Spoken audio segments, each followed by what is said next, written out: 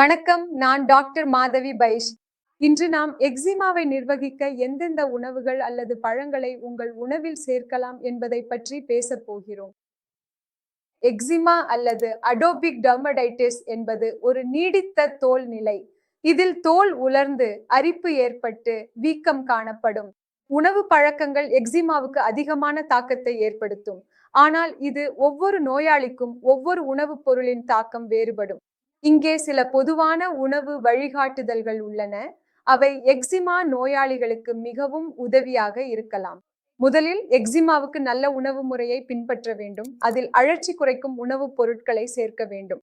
பழங்களில் பப்பாளி, apple, blueberry, மாதுளை, நாஷ்பதி ஆகியவற்றை சேர்க்கலாம்.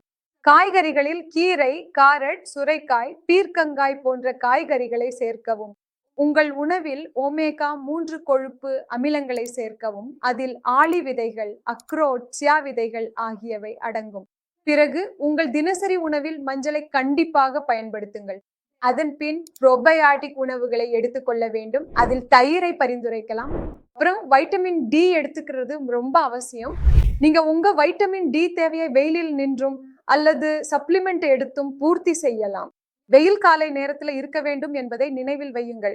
10 முதல் 15 நிமிடங்கள் போதுமானது.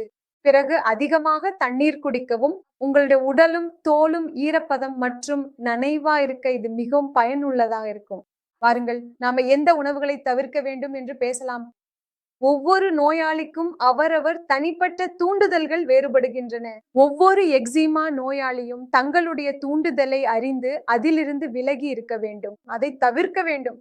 சில நோயாளிகளில் பால் சார்ந்த பொருட்கள் காரணமாக நிலை மோசமாகும். அப்படி இருந்தால் அவர்கள் பால் சார்ந்த பொருட்களை எடுத்துக்கொள்ளக்கூடாது. பால், பனீர் போன்ற பொருட்களை எடுத்துக்கொள்ள வேண்டாம். செயற்கை மற்றும் பேக்கேஜ் செய்யப்பட்ட உணவுகளை எல்லா எக்ஸிமா நோயாளிகளும் தவிர்க்க வேண்டும். சர்க்கரை, அதிக இனிப்பு உடலில் அழற்சி அதிகரிக்க செய்யும். அதனால் அது உங்களுடைய எக்ஸிமா அறிகுறிகளையும் அதிகரிக்க செய்யும். எனவே அதை தவிர்க்கவும். அடுத்து நட்டுகள் பற்றி பேசுவோம். இதில் பாதாம், அக்ரோட், பீனட் போன்றவை சிலருக்கு அலர்ஜி ஏற்படுத்தக்கூடும். எனவே உங்களுடைய அலர்ஜி அல்லது தூண்டுதல்களை அடையாளம் கண்டு அவற்றை தவிர்க்கவும்.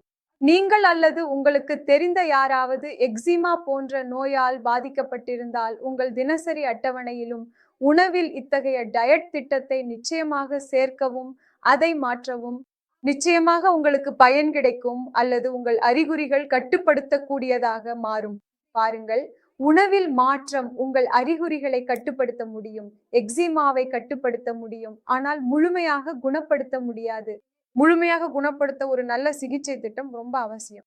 நீங்களும் உங்கள் எக்ஸிமா போன்ற நோயிலிருந்து விடுபட விரும்பினால் எங்களை தொடர்பு கொள்ளலாம். நன்றி.